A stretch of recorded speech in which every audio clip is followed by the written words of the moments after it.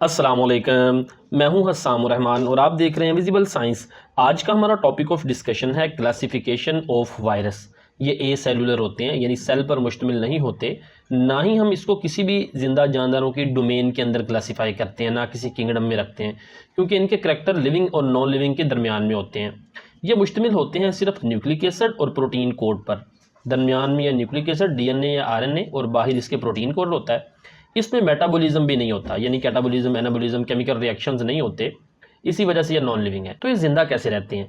Depends upon host for replication, यानी host की metabolic machinery को, उसके डीएनए को, न्यूक्लियस को, सेल को, राइबोसोम को इस्तेमाल करके ये अपना डीएनए रेप्लिकेट करते हैं। अब इसकी क्लासिफिकेशन मुख्तलिफ बुनियाद और मुख्तलिफ बेसिस पे की जाती है। वो मुख्तलिफ किस्म की जो क्लासिफिकेशन की बेसिस हैं उनको हम डिस्कस करेंगे। सबसे पहले क्लासिफिकेशन है होस्ट रेंज के हिसाब से।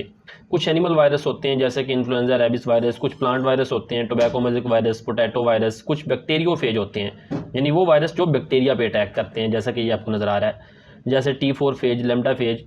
कुछ आर्किया वायरस होते हैं जैसा कि सल्फोलोबस वायरस, ये हॉट स्प्रिंग के अंदर रहने वाला आर्किया वायरस है। नेक्स्ट क्लासिफिकेशन की बेस है मॉर्फोलॉजी, यानी ज़ाहरी शक्ल सूरत। कुछ हेलिकल वायरस होते हैं, यानी स्प्रिंग शेप, हेलिकल कैप्सिड होता है, स्प्रिंग की तरह का बाहर वाला protein code. Tobacco mosaic virus, rabies virus.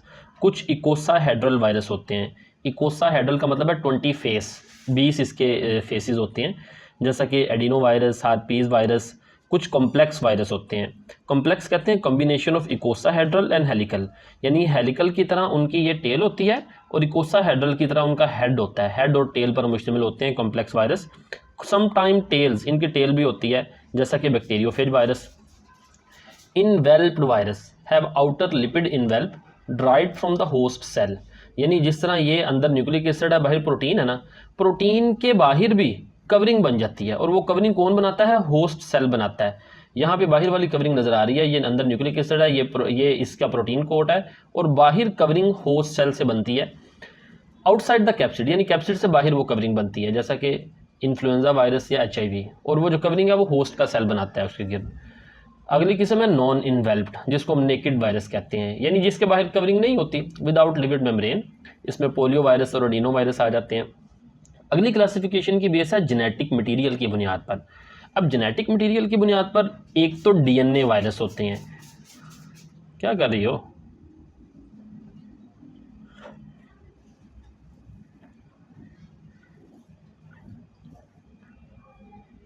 यानी जो जेनेटिक की यानी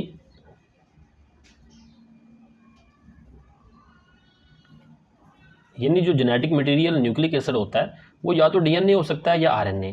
लेकिन जो DNA वायरस है ना, अब वो भी दो किस्म के हो सकते हैं, या तो सिंगल स्ट्रैंडेड DNA होगा या double stranded. Double stranded DNA में क्या होगा, जो DNA है उनके डबल स्ट्रैंड होंगे, जहाँ जैसा कि यहाँ पे आपको नज़र आ रहा है ये डबल स्ट्रैंड है, वैसे ये RNA के हैं। अगर DNA होगा तो वो भी डबल स्ट्रैंड होगा इस तरह से, जैसा कि एडिनो वायरस, ये रेस्पिरेटरी इन्फेक्शन काज करता है। हार्पीज वायरस चिकन पॉक्स काज करता है। सिंगल स्ट्रैंडेड DNA वायरस क्या होगा? पैरवो वायरस काज गैस्ट्रोइंट्राइटिस, यानी ये अंतड़ियों की बीमारी पैदा करता है। दूसरी क्लासिफिकेशन है RNA वायरसेस। अब ये भी सिंगल स्ट्रैंडेड भी हो सकते हैं, डबल स्ट्रैंडेड भी। सिंगल स्ट्रैंडेड RNA वायरस के अंदर कोरोना वायरस, इन्फ्लुएंजा वायरस वगैरह शामिल हैं, जबकि डबल स्ट्रैंडेड RNA वायरस के अंदर रेट्रोवायरसेस, जो कि गैस्ट्रोइंट्राइटिस, ये भी अंतड़ियों की बीमारी पैदा करते हैं। यहाँ पे जो आपको नज़र आ रहा है ये डबल स्ट्रैंडेड RNA वायरस है, जबकि ये जो मैंने बताया इस तरह से सिंगल स्ट्रैंडेड RNA वायरस होगा।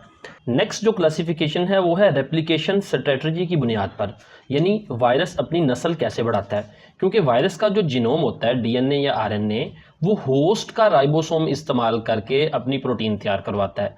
तो इस हवाले से ये तीन किस्म के वायरसेस हैं। एक है पॉजिटिव सेंस RNA वायरस, ये वो वायरस होता है जिसका अपना RNA ही मैसेंजर RNA के तौर पे काम करता है, यानी वायरस ने सेल के अंदर अटैक किया, वायरस का ये रेड कलर का RNA अंदर दाखिल हुआ, यही RNA बतौर मैसेंजर RNA इस्तेमाल होगा और होस्ट के राइबोसोम इसी को रीड करके वायरस की प्रोटीन तैयार कर देंगे। इसमें RNA जीनोम जो है ना वही ट्रांसलेटेड इनटू प्रोटीन, जैसा कि polio virus, hepatitis C virus. दूसरा है नेगेटिव सेंस RNA वायरस, इसका RNA डायरेक्टली बतौर मैसेंजर RNA इस्तेमाल नहीं होता, बल्कि ये जो रेड कलर का ये RNA वायरस ने अटैक किया, रेड कलर का वायरस का RNA है, इसको पहले आरएनए पॉलीमरेज एंजाइम की मदद से मैसेंजर आरएनए में यानी ट्रांसक्राइब किया जाता है। तो ये मैसेंजर आरएनए फिर मैसेंजर आरएनए को राइबोसोम रीड करके प्रोटीन तैयार करते हैं। तो इसमें RNA genome is transcribed into messenger RNA then translated. पहले मैसेंजर आरएनए में ट्रांसक्राइब होगा, फिर उसकी ट्रांसलेशन होगी प्रोटीन के अंदर। इसमें रेबीज, इबोला वायरस आ जाते हैं। तीसरी किस्म है रिवर्स ट्रांसक्राइबिंग वायरस। ये वायरस क्या करते हैं, रेप्लिकेट करते हैं डीएनए इंटरमीडिएट के जरिए। डीएनए इंटरमीडिएट के जरिए इस तरह से, यानी इनका जो जेनेटिक मटेरियल होता है ना, उससे पहले डीएनए बनाया जाता है। यहाँ पे मिसाल से समझें, ये वायरस है, जब ये वायरस इंटर होगा तो वायरस का ये आरएनए है, ये डबल आरएनए है। इन आरएनए को पहले डीएनए में कन्वर्ट किया जाएगा, इस आरएनए से डीएनए का स्ट्रैंड बनेगा और फिर इस डीएनए से दूसरा डीएनए का स्ट्रैंड बनेगा।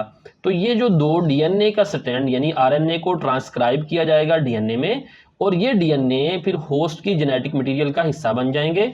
वहां से फिर इस डीएनए की मदद से वायरस के आरएनए तैयार किए जाएंगे, ये वाले आरएनए, ताकि फिर वायरस की बहुत सारी कॉपीज तैयार किए जा सकें। तो ये वायरस किस तरह से नस्ल बढ़ाता है आगे, इस डीएनए इंटरमीडिएट के जरिए। तो ये डीएनए इंटरमीडिएट के जरिए ये रेप्लिकेट करेगा और यूजिंग एंजाइम रिवर्स ट्रांसक्रिप्टेज, ये रेड कलर में एंजाइम है रिवर्स ट्रांसक्रिप्टेज, ये वायरस के आरएनए को डीएनए में कन्वर्ट करता है, वायरल आरएनए को डीएनए में कन्वर्ट करता है, यानी ट्रांसक्राइब करता है। इसे रिवर्स ट्रांसक्रिप्टेज एंजाइम कहते हैं। तो आरएनए जीनोम, यानी इसमें दो तरह के वायरस होंगे। कुछ का आरएनए जीनोम होगा, जैसा कि रेट्रोवायरस लाइक एचआईवी, जो कि एड्स पैदा करता है। यहाँ पे हमने उसी की एग्जांपल ली, एचआईवी की, ये एड्स पैदा करने वाला। तो इसका जो जीनोम है वो आरएनए जीनोम है। लेकिन कुछ वायरस का जो जीनोम वो डीएनए जीनोम भी होगा, जैसा कि hepadna viruses like hepatitis B viruses, यानी यहाँ पे डीएनए जीनोम होगा, उस डीएनए को ट्रांसक्राइब किया जाएगा दोबारा डीएनए के अंदर, और वो डीएनए जेनेटिक मटेरियल का हिस्सा बनेगा, और इस तरह से वायरस की नेक्स्ट जनरेशन को पैदा किया जाएगा। तो ये था आज का टॉपिक, सिंपल सा। उम्मीद है आपको समझ आई होगी। फीडबैक ज़रूर दीजिएगा। मिलते हैं नेक्स्ट लेक्चर के साथ। अस्सलामु अलैकुम वरहमतुल्लाहि वबरकातुहू।